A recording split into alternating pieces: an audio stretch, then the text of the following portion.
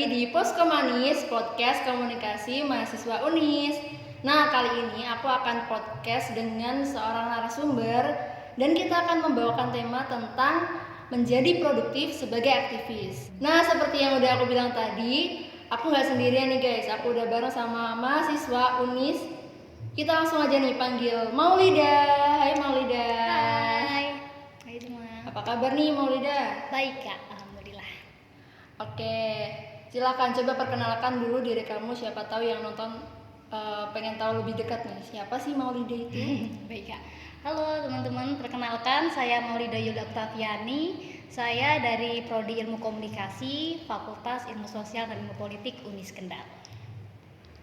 Oke, Maulida, kamu ini kan dikenal sebagai mahasiswa yang cukup aktif ya. Nah, kamu nih aktif di organisasi atau kegiatan apa aja sih? Boleh tahu nggak?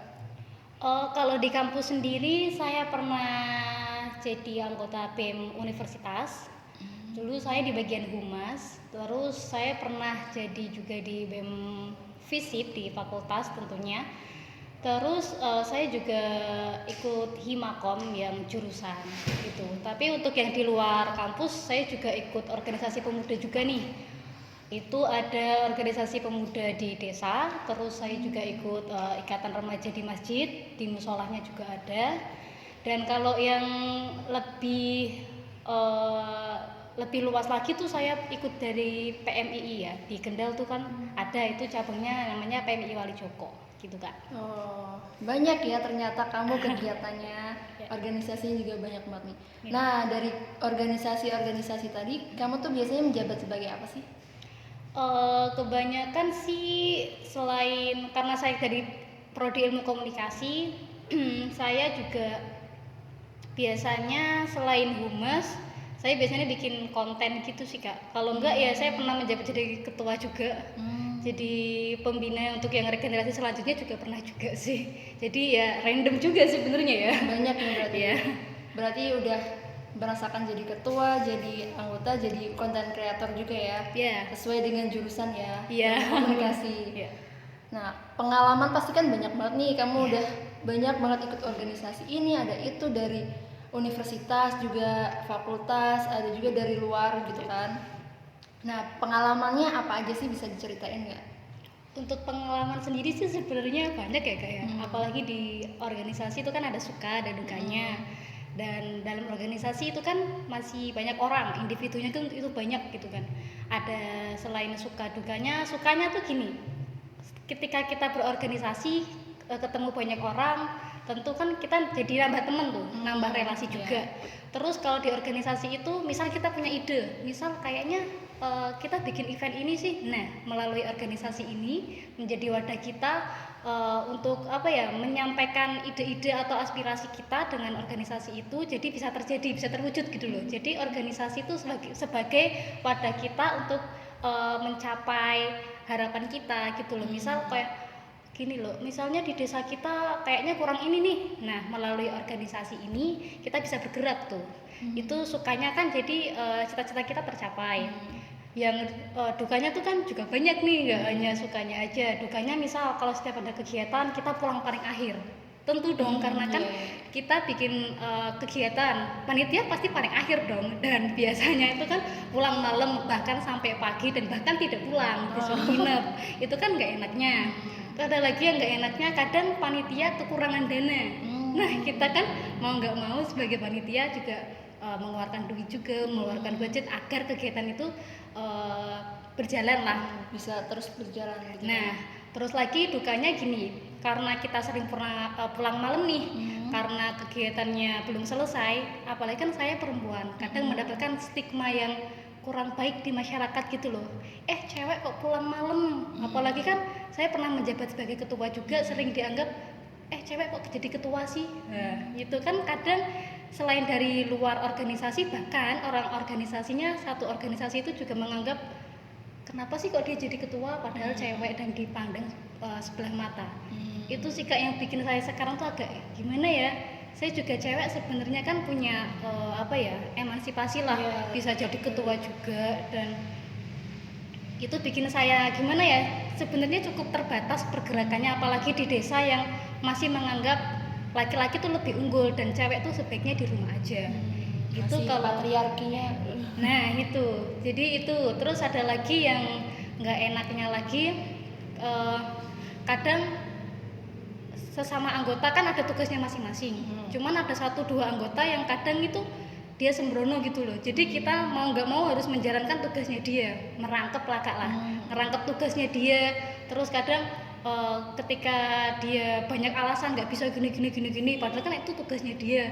Jadi kan saya pernah beberapa kali menjalankan tugas orang lain gitu loh. Jadi kadang tuh saya capek juga ya gitu. Gimana sih rasanya? Ya nggak sih? Iya, bisa memahami ya ternyata. Iya. Jadi Sebagai wanita yang aktif gitu kan pasti dipandangnya sama orang lain. Nah, kalau dari orang lain itu kan memandangnya seperti itu. Kalau dari orang tua sendiri itu gimana? orang tua ya. Mendukung nggak? Iya.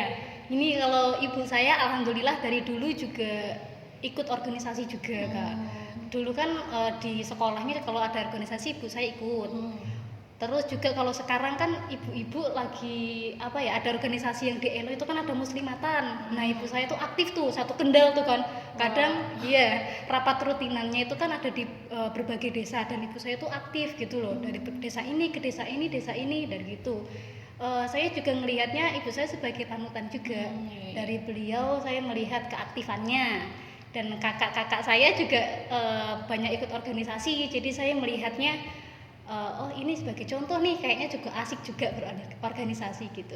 Berarti turunan dari ibu ya? Turunannya ada sih. Berarti darahnya mengalir dari ibu. Iya. Gitu kan? Apa sih yang jadi motivasi buat kamu mengikuti organisasi dan aktif berkegiatan gitu? Apa motivasinya? Motivasi gimana ya? Kalau aku sendiri sih sudah merasakan kenyamanan, dan karena udah dari dulu kan saya udah ngeliat kakak saya tuh udah kelihatan aktif gitulah. Nah setelah itu kan saya sudah melihat rumah saya banyak orang, rumah saya dibikin kayak kegiatan gitu kan, saya juga gitu. Iya udah jadi tertarik dari dulu. Terus akhirnya saya mulai berkecimpung, walaupun saya sering diomelin sama kakak saya sih sebenarnya, kamu harusnya nggak boleh gini ya, mungkin kan ngajarin juga, kadang kalau ada salahnya juga ngajarin. Motivasi sih sebenarnya setelah saya pikir-pikir, motivasi apa ya, kayak ngerasa jadi diri sendiri aja gitu loh. Misal kalau nggak ada kegiatan pun saya tuh sebenarnya bingung mau seperti apa gitu kan. Saya suka bersosialisasi, terus saya juga suka membangun konsep, suka berdiskusi juga. Jadi kalau misal saya tidak berorganisasi tuh kayak ada yang kurang gitu loh. Motivasinya ya kayak menjadi diri sendiri aja gitu. Gitu aja sih. Ya gitu. Nah kalau di usia-usia kamu nih kan, kamu kan masih 20-an ya, 20 awal ya. Nah biasanya kan itu lagi anak-anak usia segitu tuh lagi mencari jati diri.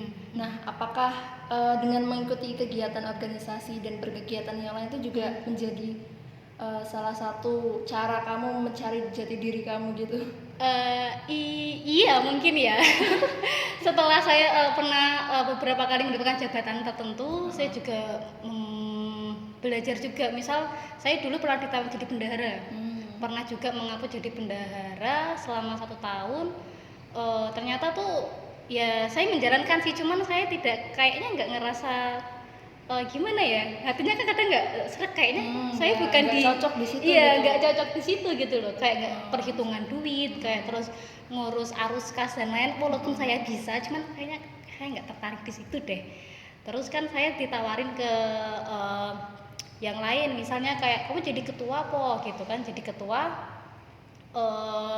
mengatur semua anggotanya, membangun konsep, terus kayak di acara rapat-rapat sebagai pemimpin gitu kan. Ternyata saya tuh suka di situ, maksudnya bukan suka gimana ya, tertantang awalnya, gimana nih aku harus bisa mengatur orang, gimana nih biar rapatnya berjalan lancar, terus bagaimana membangun konsep dan mengatur resikonya dan lain-lain. Itu saya tertantang pas saya sebagai ketua. Nah di situ saya belajar banyak hal, misalnya ya kayak bagaimana memanajemen sebuah kegiatan, terus bertemu dengan orang baru sebagai sponsor dan lain-lain. Dan dari itu semua saya menemukan oh kayaknya saya lebih suka di bidang ini nih, saya sukanya di bidang ini, misalnya negosiasi dan membangun konsep. Saya tidak suka hal yang kayak surat menyurat kayak sekretaris, saya tidak suka perhitungan keuangan kayak bendahara.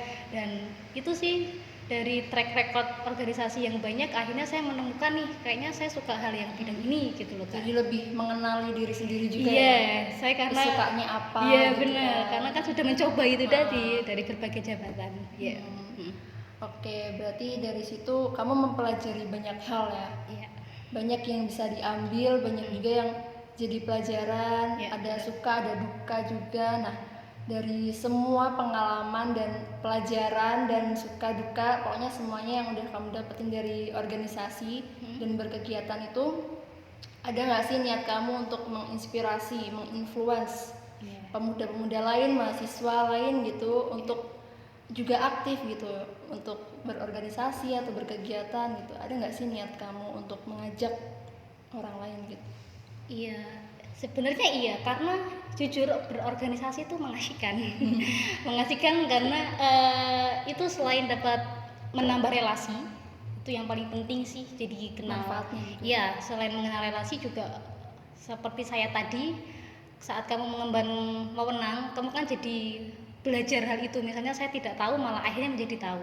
Terus setelah kamu berkegiatan juga, misalnya kayak kegiatan seminar dan lain-lain, kan kamu juga dapat manfaatnya yang lebih. Dan juga yang paling penting menurut saya berorganisasi adalah melayani sih Kak, kebermanfaatan kita terhadap orang lain.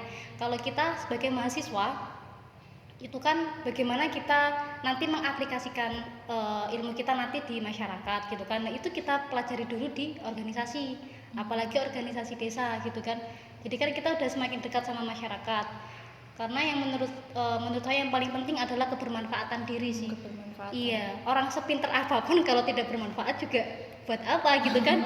Jadi kan menurut saya yang paling penting adalah seberapa kamu bermanfaatnya buat orang lain gitu dan orang sekitarnya. Menurut saya itu aja sih Kak. Jadi ayolah berorganisasi buat teman-teman, karena jangan takut juga, kalian jangan takut bertanya. Dan saya jamin deh, misalnya kalau kalian sudah nyaman dengan organisasi, terus kalian mandek di tengah-tengah ataupun tidak melakukan organisasi apapun, kayak ngerasa itu ada yang hilang gitu, bahkan kayak apa ya, Kayak kehilangan sesuatu. iya kehilangan sesuatu kayaknya. Apalagi kalau dapat teman-teman yang seru juga. Iya, yang seru, yang nyambung, sefrekuensi. bener Kak, itu yang paling penting di situ sih. Jadi jangan takut berorganisasi. Misalnya ada stigma tentang organisasi itu orang yang disuruh, misalnya kan kayak pesuruh kampus atau pesuruh sekolah gitu kan.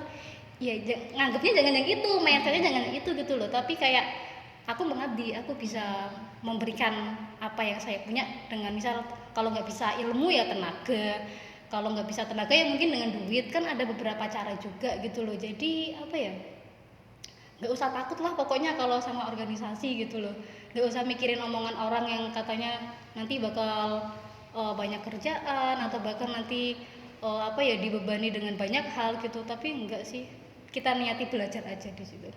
Kalau kamu gimana sih caranya yang apa namanya kan banyak nih orang tuh kadang ada aja yang ngomong yang negatif gitu kan, tentang ngapain sih kamu berorganisasi, cuman buang-buang waktu gitu kan, nggak menghasilkan uang juga gitu kan, cuman nyapa-nyapain diri gitu. Betul. Kamu tuh gimana pendapat kamu lah, pandangan kamu sama orang-orang yang kayak gitu tuh, tanggapan dari kamu tuh gimana? Kalau menurutku sih mungkin dia nggak tahu fungsi dari organisasi itu sendiri dan manfaatnya apa. Padahal kan dari manfaatnya sendiri kan udah jelas, kayak tadi udah saya jelasin juga tentang relasi, manfaat ilmu dan sebagainya. Jadi kita belajar manajemen dan ilmu yang tidak diajarkan di kampus itu kita temukan di organisasi gitu loh. Terus mungkin dia tidak tahu apa ya, dengan organisasi bisa ngapain aja. Padahal kan dengan organisasi kita bisa mencapai suatu hal yang apa ya, yang orang lain tuh tidak, kayaknya nggak bisa nih, tapi ternyata bisa ditemukan di organisasi gitu loh.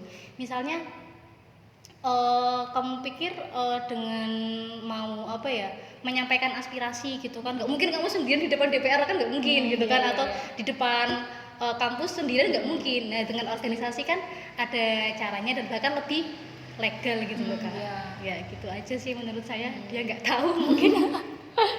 Karena kurang pengetahuan juga ya. Iya, Karena belum pernah juga mungkin dia punya pengalaman di organisasi gitu Iya, kan. betul. Nah, kalau cara kamu membawa diri nih biar orang-orang tuh bisa berpikiran positif lah tentang organisasi tuh gimana? Cara kamu? Cara saya ya, karena mungkin saya anak komunikasi sih, yang penting adalah selain komunikasi kita nggak hanya lewat ucapan tapi hasil kita, kinerja kita bagus gitu loh. Kita tunjukin aja hasilnya seperti apa, nggak usah hanya omongan besar lah. Nanti organisasi kita mau bikin seperti ini, tapi nggak ada hasilnya sama aja. Yang penting adalah bukti konkretnya. Kita tunjukin aja ternyata kegiatan besar kita yang katanya nggak bakal jadi, tapi nyatanya jadi, dan bahkan itu memberikan dampak yang baik dan masyarakat menyambut dengan baik. Dengan menurut saya sih membentuk citra yang seperti itu tuh lebih mengena ya, untuk membangun branding organisasi itu seperti apa. Jadi kita fokuskan ke hasil konkretnya, jangan kebanyakan omong doang atau kebanyakan janji-janji nanti bakal gini, omongannya banyak gitulah tapi nggak ada hasilnya, sama aja. Jadi fokuskan aja ke hasilnya gitu. Oke. Terakhir nih mungkin ya, pertanyaan terakhir. Organisasi kan banyak ya macamnya nih. Mungkin banyak juga teman-teman yang bingung nih. Aku pengen banget ikut organisasi, tapi organisasi apa yang cocok sama aku gitu. Ada nggak sih tips dari kamu untuk orang-orang teman-teman di luar sana gitu? Gimana sih memilih organisasi yang sesuai sama passion mungkin? Iya. Jadi ini menurut saya yang paling penting itu bagi anak muda apalagi adalah mengikuti kekepoannya, keingintahuannya. Misal dia tertarik akan sesuatu, kejar. Nggak usah takut, nanti tapi aku takut kayak gini, aku ragu nanti kalau ditolak gimana, nanti kalau misalnya aku nggak diterima gimana. Dicoba aja dulu. Yang penting adalah kamu pengen tahu akan sesuatu tuh apa ya, itu kayak anak muda banget lah. Masa anak muda nggak kepo gitu loh, nggak tertarik akan sesuatu. Banyak ingin tahunya biasanya kan? Nah itu harus dijaga selalu sih rasa keingintahuan. Terus misalnya kamu mau ikut organisasi yang besar gitu kan, tapi kamu mungkin agak ragu atau gimana, atau mungkin kamu udah gagal gitu kan, cari kesempatan yang lain. Mungkin ya organisasi apa dulu gitu buat batu loncatan. Kalau dulu saya gitu dulu, misal saya mau ikut organisasi yang desa yang besar gitu kan, saya akhirnya ikut yang di bagian RT dulu, pemuda-pemuda RT gitu kan. Dulu saya mau ikut remaja yang masjid juga ikutnya dari musola dulu, ikatan remaja musola gitu. Jadi ya harus bertahap dulu, yang semampunya diri lah. Tapi yang paling penting menurut saya anak muda jangan sampai kehilangan rasa keingintahuan. Kalau misal kamu ingin tertarik akan sesuatu, kejarlah gitu loh. Kalau dengan itu juga menurut saya kamu nanti akan mengetahui sesuatu, dan menurut saya itu akan nagih gitu loh. Setelah ingin tahu ini, misal ingin tahu ini sudah ketemu, nanti bakal keinginan tahuan lainnya mungkin berbeda lagi, inginnya tertariknya berbeda lagi, ikuti saja gitu loh. Tapi secara tidak sadar kamu akan belajar akan sesuatu gitu loh. Setidaknya begitu, ikuti aja dulu inginnya kemana, tertariknya kemana. Kalau nggak ada ya ikuti kesempatan yang ada dulu gitu loh, dicoba gitu Kak. Tapi menurut kamu nih, tambahan ya, nggak apa-apa nggak sih kalau misalnya keluar masuk organisasi gitu? Untuk misalkan aku pengen penasaran di ini terus masuk, ternyata nggak cocok, keluar deh gitu, terus ganti ke yang lain. Keluar masuk tuh gimana menurut kamu? Nggak apa-apa atau gimana? Menurut saya sih gini, itu ya kadang ada orang yang seperti itu juga sih Kak. Ada ya? Ada juga ya kayak gitu kan. Kadang kan bikin kita kesel, nih anak ngapain gitu kan, udah malah kita tahu organisasi sebelah gitu kan. Kadang mikirnya gitu. Tapi menurut saya gini, ini kan kalau buat saya kan karakter diri. Kamu udah memulai sesuatu, ini yang ditanamkan kakak saya juga sih. Kalau kamu sudah memulai sesuatu, kamu harus mengakhirinya dengan baik. Jangan sampai menggantung di tengah. Ini jadi kayak karakter diri aja sih. Misalnya kamu begitu, misal kamu meninggalkan wewenang ataupun tanggung jawab di organisasi ini, terus kamu pindah, bukannya kamu dicap buruk juga gitu loh. Itu kan membawa diri kamu juga, karakter diri ini juga nanti bakal dilihat orang lain. Kamu bakal dicap mungkin ini orang jadi pelin-pelan atau mungkin nggak bertanggung jawab, kan kita nggak mau seperti itu ya. Jadi kalau menurut saya sih, kalau udah mengambil keputusan itu ambillah konsekuensinya, selesaikan dengan baik, baru kamu pindah. Harus diselesaikan dulu tanggung jawabnya gitu Iya, kan. habiskan dulu masa jabatannya lah. Kalau enggak ya gimana ya? Emang agak sulit sih kadang kalau emang nggak cocok gitu kan. Tapi kembali lagi, ini keputusanmu sejak awal. Selesaikan dengan Harus baik komitmen. konsekuensi. Nah, itu benar, komitmennya juga harus penting ya, Kak.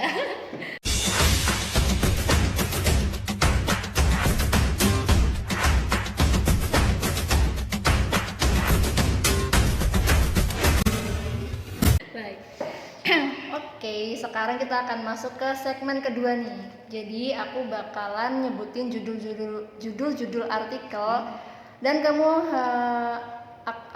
nanti aku minta pendapat dari kamu nih, pandangan Iya. gimana tentang judul-judul artikel ini ya. Baik. Nah, yang pertama yaitu dari harapanrakyat.com. Ini baru banget nih, tanggal 27 Januari 2023 beritanya ya. Fokus urusi sampah, aktivis mahasiswa kritisi kinerja PJ Wali Kota Tasikmalaya. Menurut kamu gimana tuh? Sebagai aktivis, dia mengkritik pemerintah juga. Ya, itu wajar aja sih. Apalagi anak muda kan terkesan gerusa-gerusu ya, dan nggak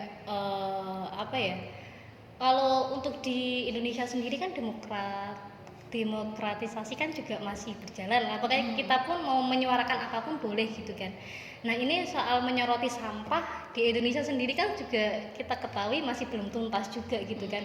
Ya, sebagai kita mahasiswa, sebagai kita aktivis, yang bisa kita lakukan adalah pertama juga memungut sampah tadi ya, yang dia lakukan sudah konkret gitu kan, dengan memungut sampah. Dan dia juga untuk langkah kedua yang bisa dilakukan adalah menyampaikannya kepada dewan terkait. Menurut saya itu emang langkah-langkah yang bisa kita lakukan gitu loh, tapi dengan bukti konkretnya kita juga udah memungut sampah gitu loh. Tapi dengan cara kedua yang kita bisa lakukan adalah dengan menyampaikannya kepada dewan terkait. Itu menurut saya bagus sih gitu. Karena berarti dia peduli sama lingkungannya, sama daerahnya. Nah, gitu harus kan. peka tuh pemuda ya kan sih. Jadi dia turut andil untuk membangun daerahnya juga kan. Betul, Jadi kritis kepada pemerintah daerah itu juga perlu ya. Perlu, apalagi Kak. sebagai aktivis juga. Nah, Karena gitu. siapa lagi yang bisa menyuarakan kalau bukan. Betul Kak, dengan itu ya gitu. Oke, kita lanjut ya ke artikel yang kedua nih ya. Aktivis mahasiswa Pasuruan dirikan posko pengaduan kekerasan seksual dari jatimnow.com tanggal 24 Januari 2023 nih beritanya. Nah, ini sesuai banget ini. Iya, sesuai dengan Menteri Kemendikbud kita lah. Itu sebuah inovasi menurut saya, sebuah posko pengaduan itu kan karena menyoroti maraknya pelecehan di dunia kampus lah intinya. Dan ini menurut saya perlu kita dukung karena ini adalah sebagai langkah kita atas menyoroti akan banyaknya pelecehan tersebut. Ini menurut saya perlu didukung banget sih. Jadi kan itu aja. Ya, soalnya sekarang juga kekerasan seksual tuh lagi Banyak-banyaknya ya. marak banget ya di mana bahkan di institusi pendidikan gitu. Nah, itu perlu dipertanyakan sebenarnya. Orang yang berpendidikan aja masih bisa melakukan kejahatan hal seperti itu gitu. apalagi masyarakat umum ya. Nah, gitu. Jadi positif sekali ya dari aktivis mahasiswa Pasuruan ini. Nah, betul. Oke, yang ketiga ada aktivis mahasiswa Pasimaranu angkat bicara terkait keterlambatan pembayaran upah. Ini dari kompasiana.com tanggal 20 Januari. Ini dari Sulawesi Selatan ya, beritanya. Jadi seorang mahasiswa ini dia mengkritisi juga nih pemerintah terkait dengan keterlambatan pembayaran upah nih. Nah, ini ya hebatnya mahasiswa sih, maksudnya kan karena dia mempunyai ilmu, jadi kan dia mengetahui ternyata ini ada ini loh, dan kita bisa ngelakuin apa, ternyata kita kan bisa tadi diaduin ya kan. Nah, itu kan pintarnya mahasiswa aja sih, kadang kan kita ada kejahatan ataupun dari pejabat-pejabat melakukan korupsi dan lain, tapi kita tidak tahu karena kita kurangnya ilmu dan lain-lain. Dan ternyata mahasiswa ini dengan yang terkenal atau notabene-nya seorang dari bidang keilmuan mengetahui hal itu dan bisa melakukan pelaporan karena dia mengerti juga jalur hukumnya dan dari sistem kita tuh bisa ngapain aja gitu loh.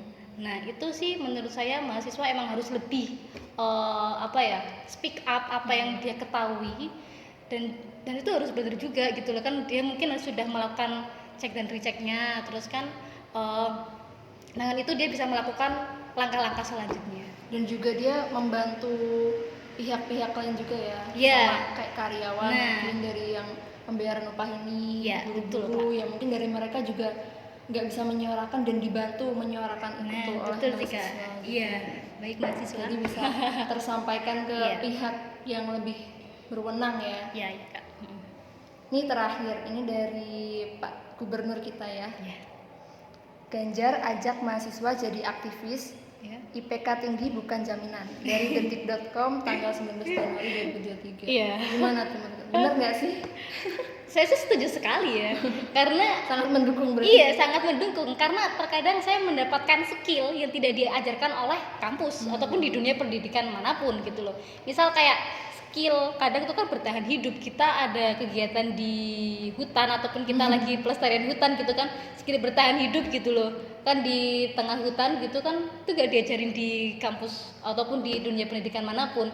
Dan misal kayak kita di situ harusnya ngapain, pokoknya tentang mitigasi dan lain-lain gitu kan. Kadang kita tidak pernah mendapatkan ilmu itu di kampus gitu kan. Dan tapi skill itu kita dapat di organisasi gitu. Dan pas saat kita jadi aktivis gitu loh. Jadi IPK tuh kadang tidak menentukan tapi skill kita. Nah, dari organisasi juga jadi aktivis kita belajar lebih gitu loh Kak, di luar, tidak di dalam aja gitu loh. Jadi kita bisa lebih berkembang di sana. IPK nggak terlalu penting menurut saya ya. IPK hanya angka ya, tidak menjamin kesuksesan ya. Nah itu bener sih, karena organisasi itu pasti menambah relasi dan itu juga bisa berkontribusi dalam nasib kita di masa depan. Nah kan? Betul sekali, bener. Dengan banyaknya relasi kita mungkin bisa tolongin dong. Iya bener tuh. Itu yang paling ya. Infoloker atau apa gitu. Iya benar Kak. Bisa kalau misalnya sukses tuh ngajak temennya gitu. Betul. Jadi sama-sama sukses juga. Karena pernah susah bareng, senang bareng, sukses bareng. Nah iya pasti. Wah bagus sekali ya. Kita udah mendapatkan banyak banget ilmu dari Mbak Maulida sebagai aktivis mahasiswa. Oke, mungkin kesimpulannya yaitu ya tadi dengan organisasi kita sebagai pemuda bisa lebih mengenali diri juga, terus juga mengasah skill, nggak hanya hard skill tapi juga soft skill juga, terus mendapatkan relasi, banyak banget manfaatnya dari organisasi dan berkegiatan gitu kan. Nah, ada tambahan nggak nih dari Mbak Maulida untuk closing statement? Closing statementnya cuman apa ya? Mungkin biar teman-teman bisa terpanggil untuk aku jadi pengen aktif berorganisasi deh gitu. Ya mungkin gini sih tentang kesuksesan kali ya. Mungkin sekarang kamu gagal belum, mungkin karena kamu belum maksimal gitulah mungkin, tapi yang penting adalah jangan berhenti gitu loh Kak, teruslah berjalan karena mungkin sekarang bukan waktumu tapi nanti gitu loh. Jadi jangan pesimis lah. Kalau mau melakukan suatu hal, kamu mengejar sesuatu, jangan sampai mandek di tengah gitu kan, selesaikan dengan baik ya kawan. Gitu aja sih Kak. Jangan takut salah ya. Nah karena aku juga pernah denger nih kata-kata habiskanlah kesalahanmu di masa muda gitu. Biar nanti di masa tua tuh kamu nggak menyesal gitu. Betul tuh. Oke. Terima kasih banget nih Maulida udah memberikan ilmu-ilmu, udah memberikan informasi kepada kita tentang seputar organisasi dan aktivitas yang sangat produktif ya, yang positif banget pokoknya untuk kita dapat daging semua nih dari podcast pada kesempatan kali ini. Oke teman-teman semuanya, Sobat Unis, selesai sudah podcast Posko Manis kali ini. Sampai jumpa di podcast selanjutnya. Saya Sofi dan saya Maulida. Kita pamit undur diri. Dadah.